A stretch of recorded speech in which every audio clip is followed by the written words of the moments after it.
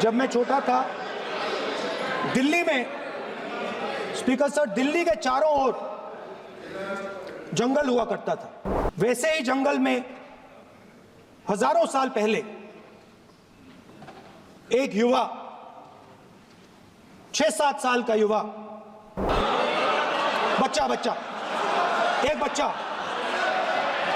एक बच्चा, वाह बहुत बढ़िया, एक बच्चा 4 बजे उठ के तपस्या करता था, धनुष तीर कमान चलाता था और घंटे उसने तपस्या की, सालों के लिए उसने तपस्या की। तपस्या का मतलब शरीर में गर्मी पैदा करना, समझिए। गुरु के पास गया, लड़के का नाम एकलव्य था। द्रोणाचार्य जी ने एकलव्य को कहा कि आप ऊंची जात के नहीं हो। जैसे द्रोणाचार्य जी ने एकलव्य का अंगूठा काटा, वैसे ही आप पूरे देश का अंगूठा काटने में लगे हुए हो। जब मैं छोटा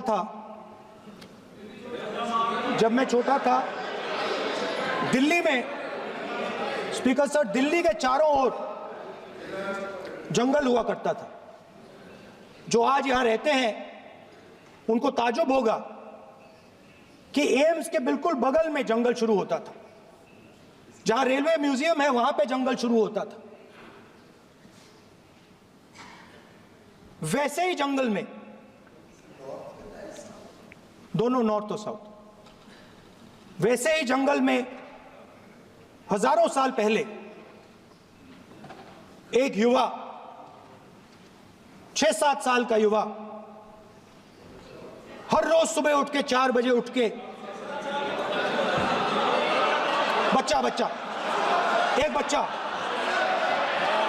बच्चा, वाह बहुत बढ़िया, एक बच्चा 4 बजे उठ के तपस्या करता था। हर रोज सुबह तपस्या, हर रोज सुबह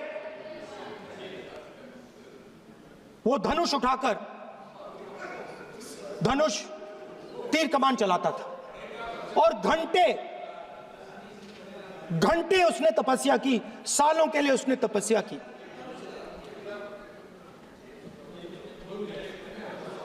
पास लोगों को पता लगने लगा कि लड़का है। यही तो आप नहीं समझ सकते हो, यही तो प्रॉब्लम है। धनुष में तपस्या है, मनरेगा के काम करने में तपस्या है। तपस्या का मतलब शरीर में गर्मी पैदा करना, समझिए। हाँ, तब का ये मतलब है, तपस्या का ये मतलब है।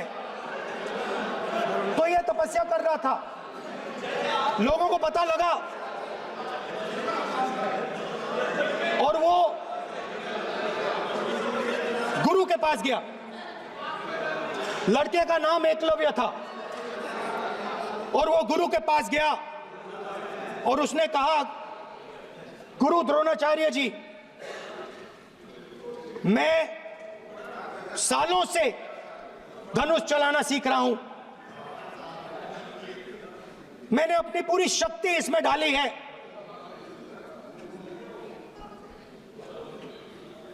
आप मेरी मदद कीजिए, आप मेरे गुरु बनिए। द्रोणाचार्य जी ने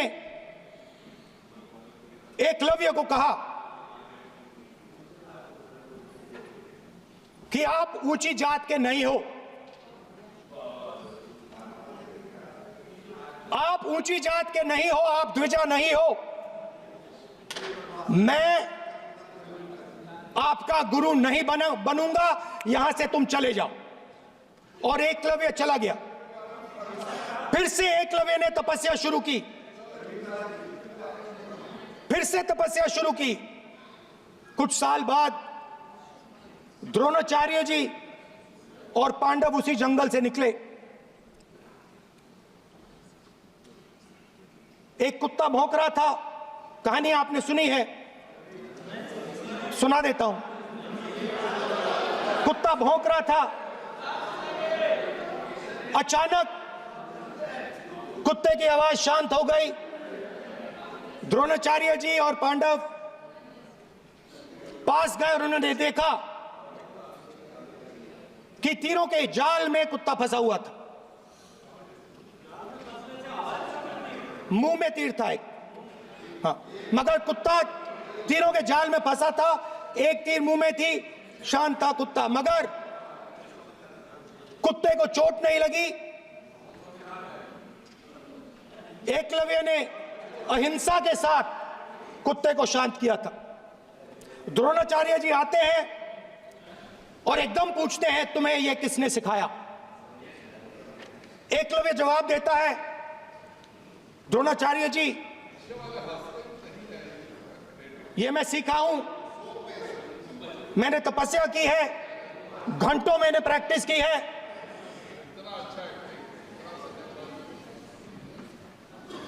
आपने मुझे गुरु बनने से मना किया था, तो मैंने एक मूर्ति, मट्टी की मूर्ति सामने रखी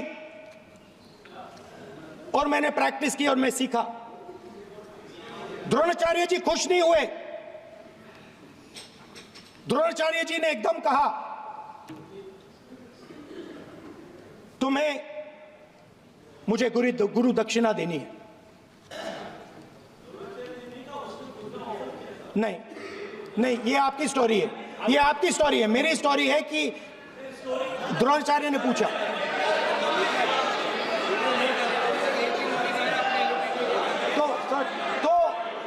तो द्रोणाचार्य जी ने, Sir, the PM will not speak. You have to understand.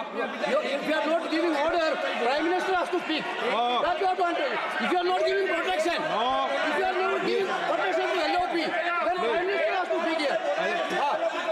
I will tell you. We will be very clear. ठीक है सर। माननीय सदस्य, आपको मैंने कई बार कहा, आप धमकी शब्दों में मत बोला करिए। एक मिनट जाती। द्रोणाचार्य जी ने, कार्य मंत्री बोले कितने डिस्टर्बेंस कर रहे थे। द्रोणाचार्य जी ने कहा कि मुझे आप गुरु दक्षिणा दीजिए। मेरी स्पीच ले ली आपने। तो द्रोणाचार्य जी ने उनसे कहा कि गुरु दक्षिणा के लिए मुझे तुम्हारा हुनर, तुम्हारा भविष्य, तुम्हारा अंगूठा चाहिए। और एकलव्य ने अंगूठा काट के द्रोणाचार्य को दे दिया।